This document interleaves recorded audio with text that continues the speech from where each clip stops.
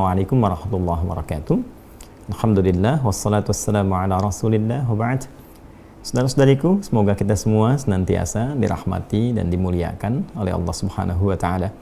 Semoga seluruh aktivitas yang kita jalani diberikan kelancaran dan kemudahan oleh Allah Subhanahu wa taala. Di pertemuan yang lampau, admin kami pernah menyampaikan sesi untuk tanya UAH.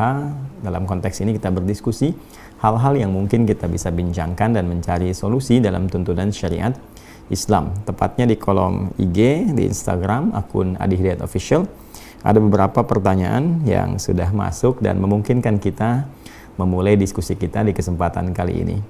Baik, kita lihat ada apa saja yang kiranya bisa kita diskusikan. Saya langsung lihat ke IG-nya, teman-teman. Bismillah dari akun Asma Karima. Bismillah Ustadz, saya telah terkena penyakit waswas selama 3 tahun lebih, entah waswas dalam taharah maupun salat.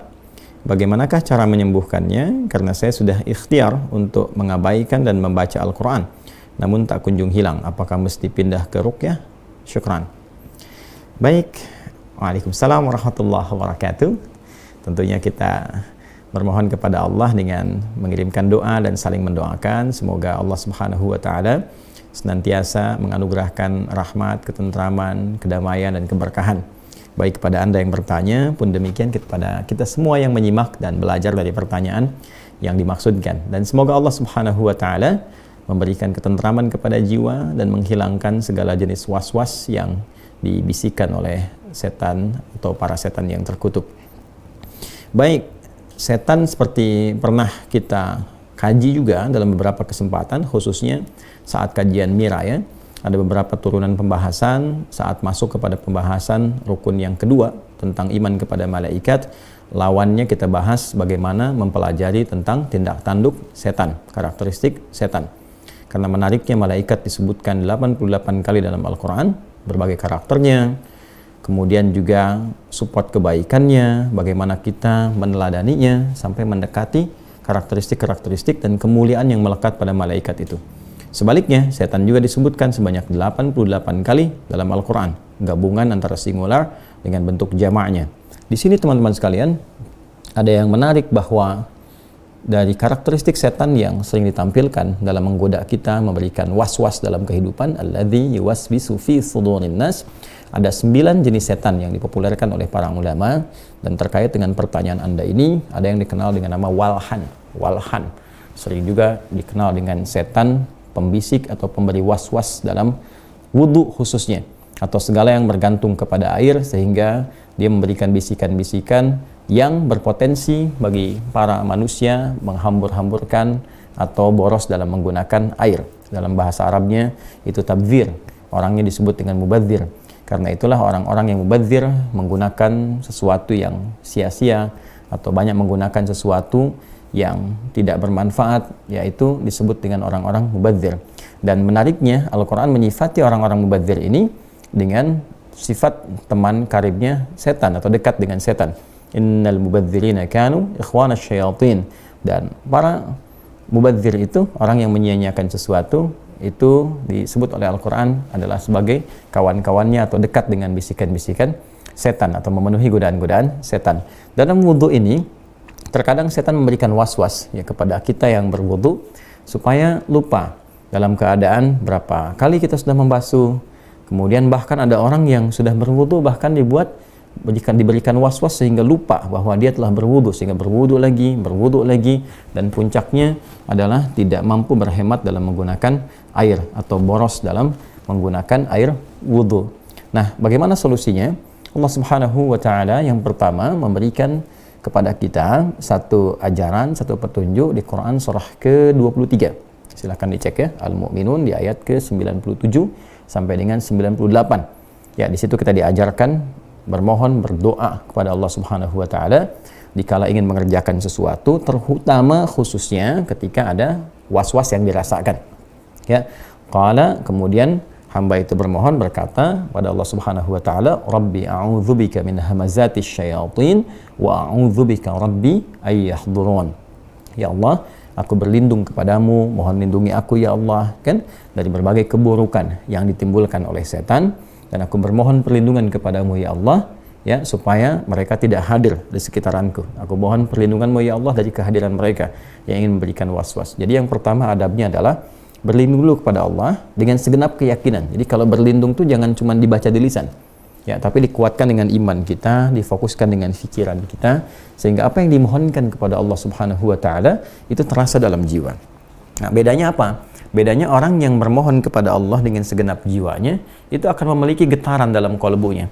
Getaran inilah yang menggerakkan kepada bagian tubuh kita untuk merasakan kehusyuan, sehingga dari situ timbul motivasi. Ya, motivasi kuat untuk mempertahankan kebaikan dan juga pada saat yang bersamaan mencegah berbagai keburukan, termasuk melawan bisikan-bisikan setan. Itu yang pertama. Yang kedua, tentunya kita menghadirkan satu semangat keyakinan yang utuh terhadap sesuatu yang telah dikerjakan.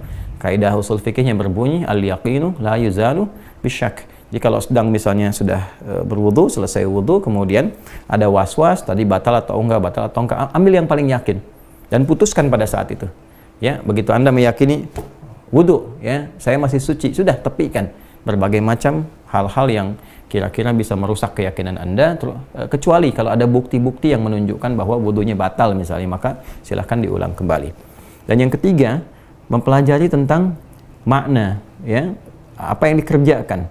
Jadi dari mulai wudu, apalagi tadi disebutkan sholat juga, maka diisyaratkan dalam beberapa ayat dalam Al-Quran, juga tentunya bimbingan dari Nabi SAW, supaya kita mempelajari, ya, baik dari bacaan-bacaan ataupun juga gerakan-gerakan, kaifiyat, tata cara wudu ataupun sholat.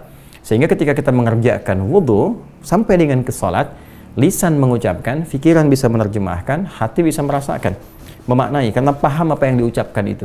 Nah, dengan memahami itu, pikiran kita tidak sibuk merenungkan yang lain atau mengikuti was-was setan, ya, tapi lebih menerjemahkan apa yang kita bacakan. Misalnya Allahu Akbar, lisan mengucap Allahu Akbar, pikiran menerjemahkan Allah Maha Besar, hati meresapi, ya Allah, aku berikrar Engkau yang Maha Agung, Maha Besar, mohon ampun kalau selama ini ada sifat-sifat yang kurang baik, merasa hebat, merasa tinggi, merasa besar dibanding orang lain. Lalu muncul kemudian kepasrahan diri kita kepada Allah dengan mengatakan, misalnya wajjahtu wajhiya lilladzi fataras samawati wal ard hanifan muslima wa ma ana minal musyrikin. Atau kita bacakan misalnya Allahumma ba'id baini wa baina khataayaya kama ba'adta bainal masyriqi wal maghrib, dan seterusnya hadis. Nah, dari sini dapat disimpulkan bahwa untuk mengusir was-was syaitan itu, maka pertama berlindung kepada Allah Subhanahu wa taala dari godaan-godaan syaitan yang dimaksudkan, yang standarnya a'udzubillahi minasyaitonir rajim. Atau kita bisa gunakan yang di surah Al-Mu'minun tadi, ayat 97 sampai 98. Rabbi inni atau Rabbi a'udzubika min hamazatis syayatin wa a'udzubika Rabbi ayyahdurun. Atau kita bisa bacakan misalnya surah-surah tentang perlindungan, bisa bacakan Al-Falaq, bisa bacakan An-Nas misalnya, dan spesifik di An-Nas itu kan ada ayat yang memohon perlindungan kepada Allah dari was-was syaitan secara langsung, alladzi yuwaswisu fi sudurin nas minal jinnati wan nas. Yang kedua, mohonkan perlindungan itu dengan segenap jiwa kita, segenap keyakinan kita. Jadi jangan sampai cuma lisannya yang bermohon tapi hatinya tidak mengikuti itu. Maka kuatkan dengan keyakinan pada jiwa sehingga apa yang kita mohonkan terasa getarannya pada seluruh bagian tubuh kita. Yang ketiga, ambil yang yakin apa yang kita kerjakan dan lupakan yang diragukan itu, segera tepikan, hilangkan, sehingga dengan pertahanan yang kuat ini, dengan meyakini sesuatu, aspek-aspek yang diragukan akan cepat terhindar dari apa yang sedang kita rasakan. Dan terakhir, berusaha untuk mempelajari dengan baik kaifiyat, tata cara, baik bacaan ataupun gerakan, baik dalam wudhu ataupun salat, sehingga apa yang kita kerjakan, bacakan dalam lisan, lakukan dengan anggota tubuh kita, diiringi juga dengan pikiran kita yang mengikuti bacaan itu dengan menerjemahkan, hati kita yang mengikuti bacaan dan pikiran dengan merasakan.